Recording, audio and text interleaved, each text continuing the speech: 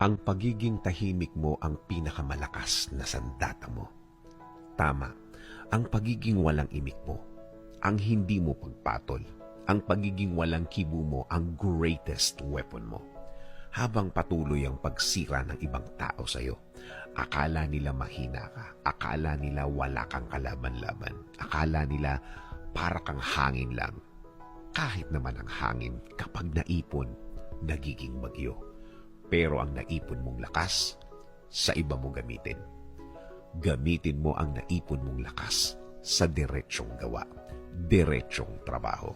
Yung nakafocus ka lang sa gagawin mo, yung nakatuon ka lang sa gusto mong plano na matagal yun ang nabuo ng Diyos. Ayaw din kasi niyang nawawala ka sa focus. Gusto pa din niya na hindi ka mawawala sa focus. Hindi nawawala ang concentration. Kahit sa isang napakahirap at napakabigat na problema, piliin ang pagiging silent o pagiging tahimik. Tama, di ba? Nangyari na ba sa iyo yung ang bigat-bigat ng lahat? Pinili mong manahimik at habang pabigat ng pabigat, mas lalo kang naging tahimik. I-feel ang effect. Masarap damhin ang katahimikan. Masarap damhin ang silence ng buong pagkatao mo. Samahan mo pa ito ng isang matamis na ngiti. Isang ngiting puno ng pag-asa, puno ng faith o paniniwala. Sana malaman ng tao, dalawa yan sa pinakamabisang pangontra sa problema. Ang silence at smile, ang katahimikan at ngiti. Naisip mo na ba ang isang buto kapag naitanim? Umuusbong ng tahimik habang palaki siya ng palaki.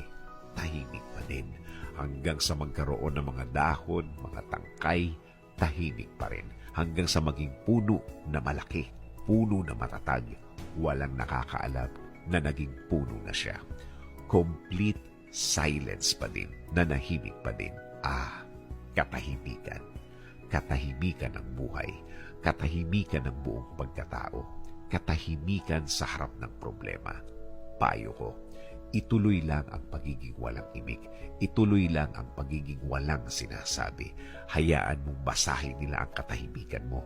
Hayaan mong iba-ibang interpretasyon ang lumabas dahil sa pagiging tahimik mo. Let us pray. Lord, bigyan niyo po ako palagi ng katahimikan. Katahimikan ng puso, isip at buong pagkatao. Sa pananahimik kong ito, hindi po ako malakas. Inaamin ko po sa inyo, Panginoon.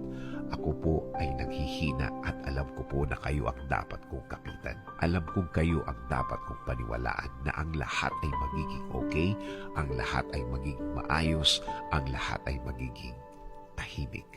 Kakapit pa rin ako sa inyong magandang plano.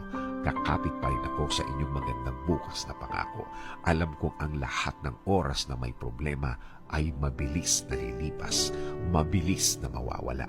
Alam ko din, Lord, na hindi ibig sabihin nang wala akong nakikitang nangyayari ay walang nangyayari.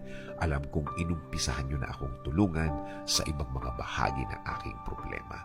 Alam kong magiging okay, Lord. Alam kong bubuti ang lahat. Alam kong makukuha ko ang plano niyo sa akin.